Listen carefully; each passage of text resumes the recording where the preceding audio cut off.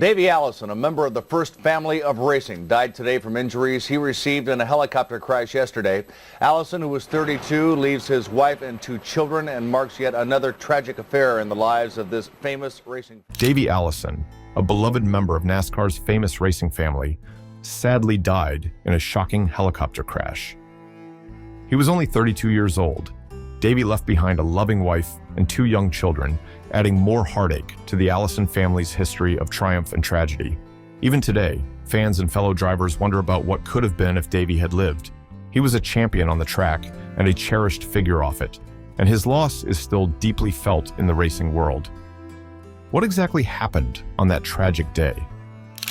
Let's explore the amazing life and career of Davey Allison, a story full of thrilling victories, heartbreaking losses, and the terrible accident that changed NASCAR forever. Davey Allison was born on February 25, 1961 in Hollywood, Florida, destined to be a racer.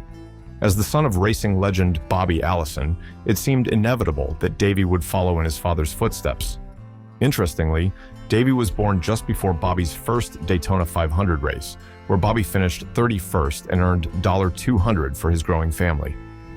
From a young age, Davey loved sports, especially football, but it wasn't surprising when he showed a strong desire to become a race car driver like his dad. At 16, Davey got a close-up look at how race cars worked and knew this was his true calling.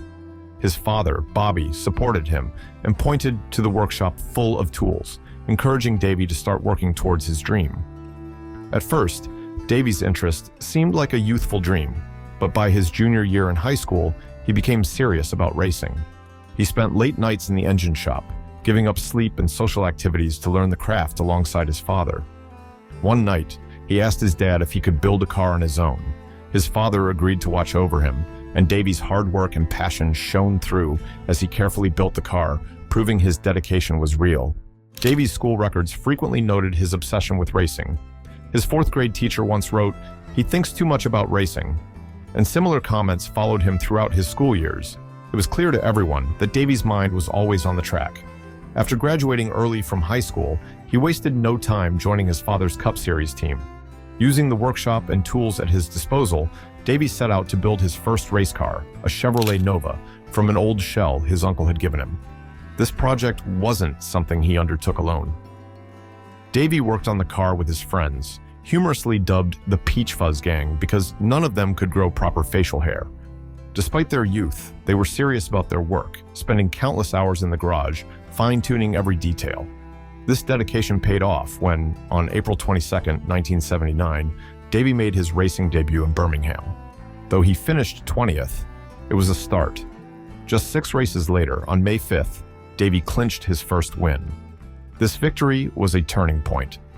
People began to see him not just as Bobby Allison's son, trying to follow in his father's footsteps, but as a formidable racer in his own right. His talent and hard work were evident, and by 1983, Davey had become a familiar face on the winner's podium. Competing in the Automobile Racing Club of America Series, he claimed multiple victories at Talladega Superspeedway, his home circuit. In 1984, his outstanding performance earned him the title of ARCA Rookie of the Year, and he finished 2nd in the overall series standings. This recognition was a testament to his skill and determination, setting the stage for what would be an impressive and promising career in NASCAR. 1987 was a milestone year for Davey Allison, redefining what it meant to be a rookie in NASCAR. Driving his number 28 Ford Thunderbird, Davey set remarkable records, earning 5 pole positions and securing 2 wins. One of his most impressive feats was becoming the first rookie to qualify on the front row for the Daytona 500, clinching the 2nd spot with a blazing speed of 209 miles per hour. With only 10 Winston Cup races to his name, Davey made a significant impact by winning his first Cup Series race in just his 2nd race of the season. His victories at Talladega and Dover established him as the only rookie to win 2 superspeedway races in his debut season. Davey came close to winning 3 more races that year, finishing 2nd by mere seconds each time. He ended the season ranked 21st in points, earning the Rookie of the Year title and setting a new record for rookie earnings. Davey's success continued in the 1991 season, where he set a new record by leading more races, more times, and for more miles than any other driver in Winston Cup history up to that point. In 1991, he led in 23 races, held the lead 73 times, and covered a total of 1,879.2 miles as the race leader. This achievement highlighted his consistency and skill on the track, solidifying his reputation as one of NASCAR's top drivers. 1992 was a roller coaster year for Davey Allison. He won the Daytona 500 and the Winston 500 and made history by becoming the first driver to win the All-Star events at Charlotte in back-to-back years. Heading into Pocono, Davey was leading in points, but disaster struck. During the 1992 Pocono race, Davey's car collided with Darrell Waltrip's, causing a horrific wreck. His car flipped and spun, scattering metal and engine parts over 3,000 feet. Davey suffered a broken arm, wrist, collarbone, and bruised eyes. This was his fourth accident of the season and his third serious one.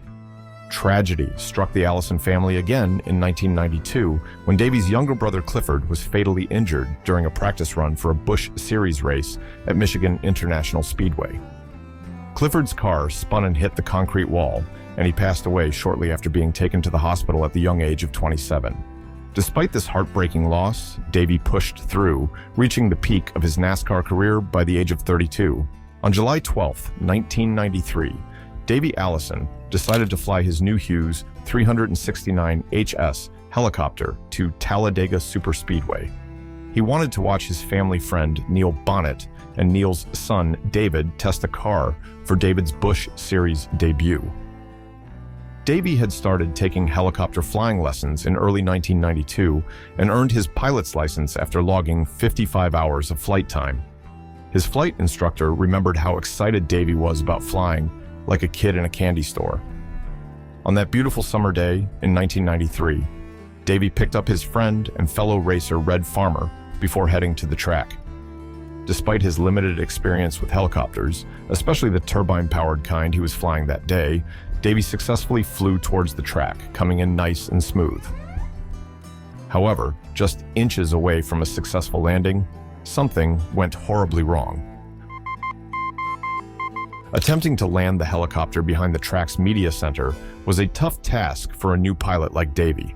While most pilots would choose a straightforward landing approach, Davey opted for a more complicated method, hovering 50 feet above the ground before trying to land. This tricky move was made even harder by the small, fenced-in area with high obstructions around it, despite the availability of much safer, wide-open areas nearby. As Davey tried to turn the helicopter around to land in the direction they came in, it suddenly shot up into the air and started spinning. Red Farmer later compared the feeling to being in a race car that flips over, seeing the sun, the ground, the sky, the dirt, and the asphalt in rapid succession. Davey struggled to regain control of the helicopter, but it began shaking and spinning uncontrollably. Despite his efforts, the aircraft ultimately banked sharply to the left and crashed into the terrain and a 10-foot fence near the original landing site. Pieces of the aircraft were scattered up to 115 feet from the wreckage. Red braced himself for impact, while Davey, still gripping the controls, couldn't do so. Davey wasn't wearing his shoulder harness, causing him to slide and hit his head upon impact. Red urgently shouted to Davey, "We gotta get out, it's going to catch on fire." But Davey was hanging straight up above Red in the air. With a broken collarbone and several ribs, Red couldn't undo the seatbelt and hold Davey up at the same time. Just as Red began to crawl through the shattered windshield of the helicopter, NASCAR star Neil Bonnet rushed up. With the turbine engine still running at full throttle, Neil quickly assisted Red out of the wreck. However, Davey was unresponsive and remained trapped until the paramedics arrived.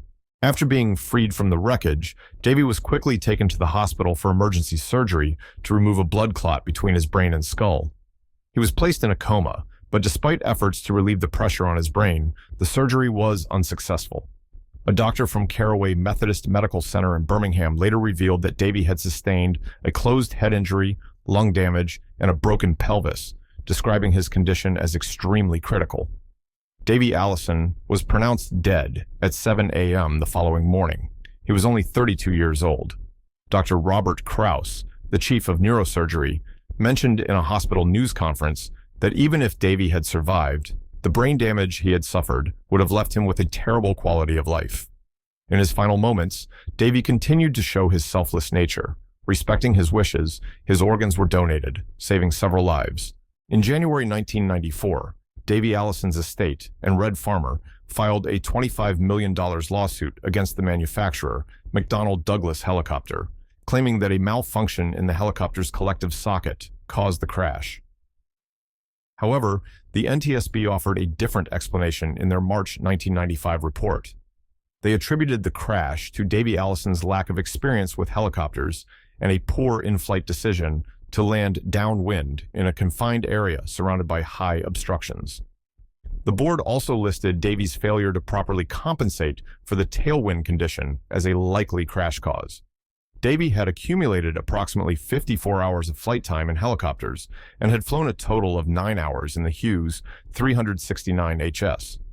During his 3 hours of flight instruction, he had not practiced a downwind landing.